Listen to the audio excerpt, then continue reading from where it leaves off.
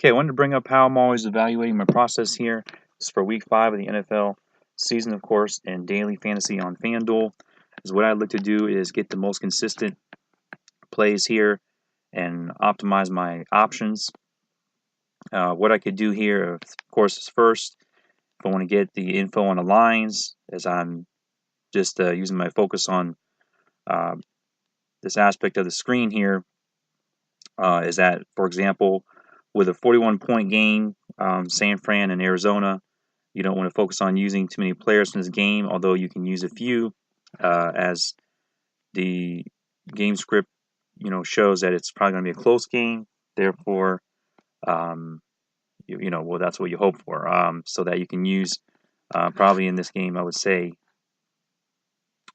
Johnson for the Cardinals, and for San Francisco, Breida, just because there should be those guys involved in passing and/or running game, no matter what happens with the game script in any case. As you can see, there's a lot of key 49ers injuries going on right now. But what we're going to go ahead and get to mainly for this shorter video is that the position optimizer on Draft Dashboard. You get this just by, so you can see all this data here lined up side by side and everything.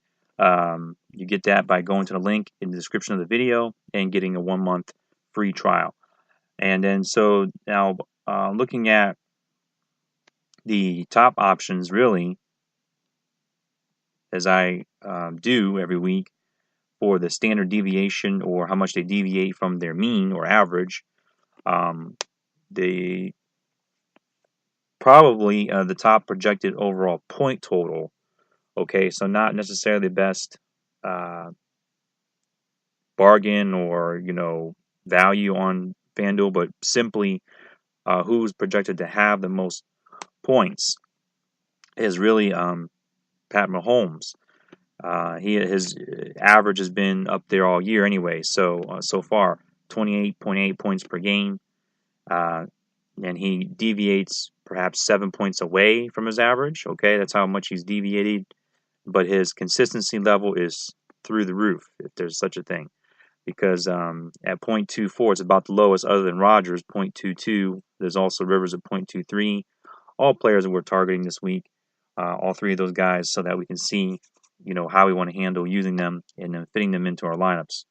So what I'd like to do here is order to arrange by price on the draft dashboard, so we can see everything, not only as you would obviously on FanDuel itself, but also getting the overview of which players, able to compare side by side, perhaps one by one if you want, are the best bargain for that price range at 8,600.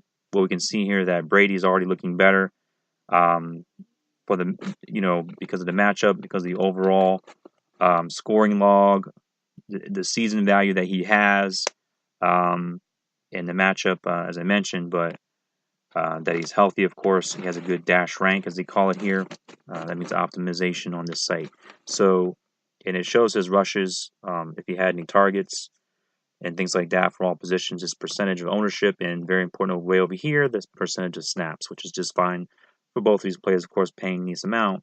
And as we can see here, it also gives you the projected point total as Brady probably about a point higher, not much of a difference at the same price range. So you might as well go with Brady in that case. Moving on down here, Mahomes, who we already mentioned, we'll watch. So we can target them, or we can distarget if we want to exclude a player. That's fine as well. If you perhaps want to, just maybe because you're scared off because of the matchup, that's fine. As for me, I'll keep playing him no matter what the matchup is, and look to do so. And comparing him to Newton, perhaps, well, Mahomes is probably more comparable to the other two at 8,600. That he could be, more comparable to Brady. So maybe Newton compared to Roethlisberger, and keep working your way down.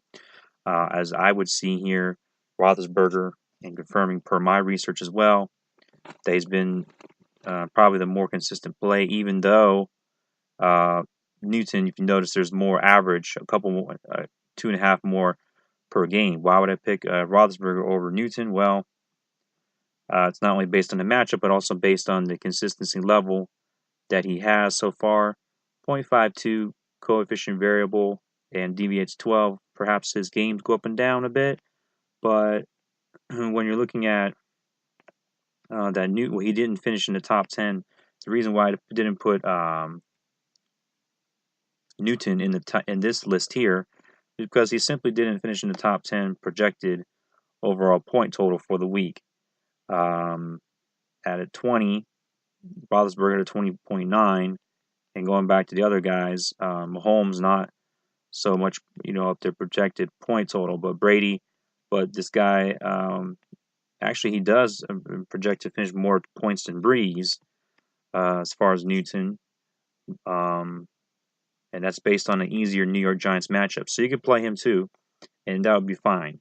It's just that other optimizers, for whatever reason, didn't put him up there, but let's put him into the conversation anyways. As you can see, there's a lot of players you can play, at that position. And moving on to the running back position, we'll get another feel for what's going on there, just holding on a minute. Okay, and do the same thing, order in terms of, in this example, I'm going to rather take who's at the bottom, who's going to get some value into my lineup that I can perhaps use and optimize in perhaps cash lineups. So we're going to order in terms of least amount of salary.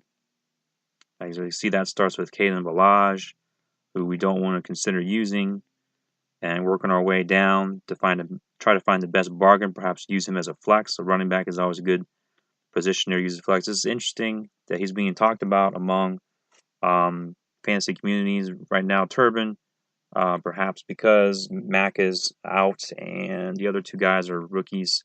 Perhaps they need the experience in blocking for Andrew Luck. So we could consider using him as we have to as the last option. Let's see who else we got.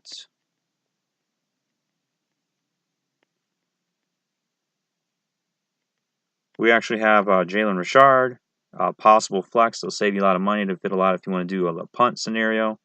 That's not too bad with me. 5-7 targets a game. As we can see, snap percentage only 32%, of course. That's all you're going to get for that $4,600 price range. That's fine. Moving on up.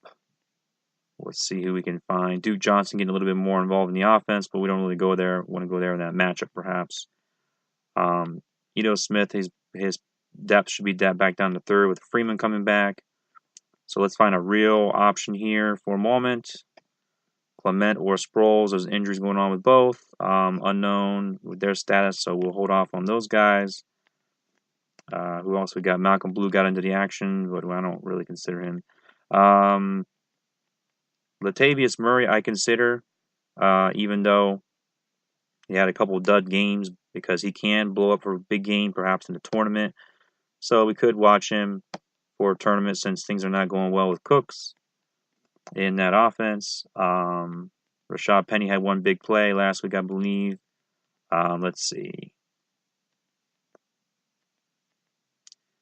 Chubb doesn't have enough yet. 5% snap percentage. Don't consider him yet unless it's a tournament. Don't really care to watch him.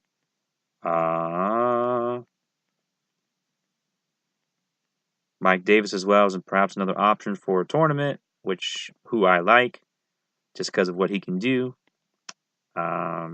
receiving and rushing the ball.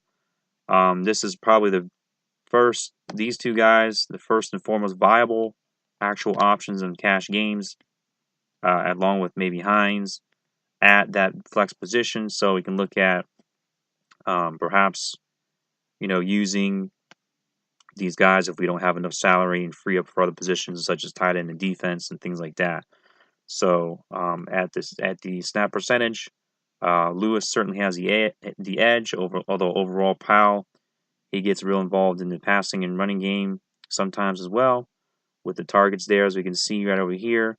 In the last 3 games, both players have gotten at least 5 points, with Powell's low being in the 7 range. So he's really a bit safer there. That's all we have to know to evaluate that. All right, so Hope those are really helpful tips for you, and get the draft dashboard to get start comparing tiers and ranges side by side to get set up your best for Sunday. Thanks a lot for watching.